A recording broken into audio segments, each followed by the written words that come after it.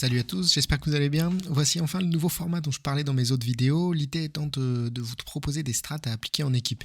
Donc évidemment, je ne suis pas un joueur pro, ces strats ne sont que des suggestions et elles peuvent largement être améliorées.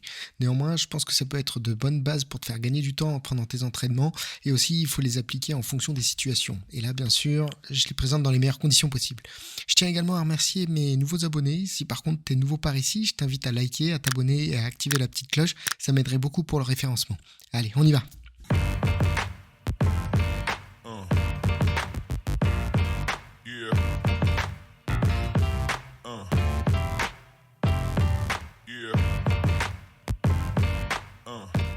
Aujourd'hui, je te propose un exec sur le BPA Inferno. La carte peut paraître un peu brouillon comme ça, mais t'inquiète, je vais te montrer un à un le rôle de chaque joueur.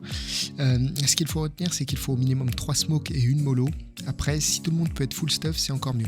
Quand je te parle de joueurs 1, 2, 3, etc., c'est par ordre de spawn. Ça te permettra à ta team de savoir quoi faire et quoi acheter en fonction de son spawn. Donc concrètement, le premier mec, il va push le second mid. Donc quand il arrive là, il va devoir vérifier que personne ne push l'appart. Quand il arrive au niveau du râteau, il drop sa smoke pour le troisième mec. Il fait gaffe à ce que personne ne push. Il vérifie le mid. Et il va se caler au niveau des escaliers ici pour prendre la ligne et temporiser. Une fois que les smokes seront placés, il va pouvoir monter au niveau de l'appart. Faudra faire gaffe à pas tomber du balcon.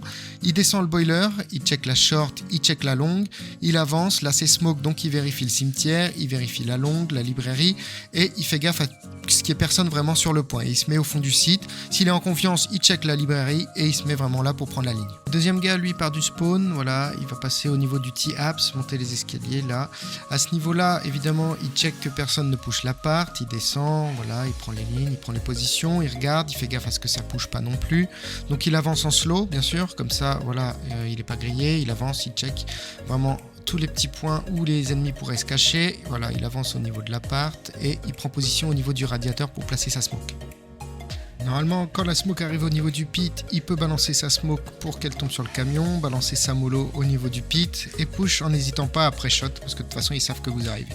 Voilà, donc il monte là au niveau du cimetière, il vise la longue, il check le site pour aider le mec short et il prend la ligne.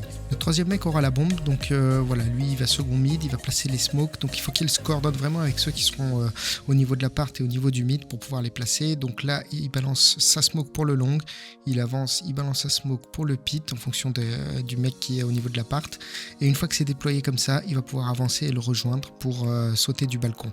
Donc voilà, il avance au niveau de l'appart, il fait bien gaffe, même si c'est plutôt safe, et là il saute, hop, il plante, et une fois que c'est fait, il rush dans le pit et il prend la ligne.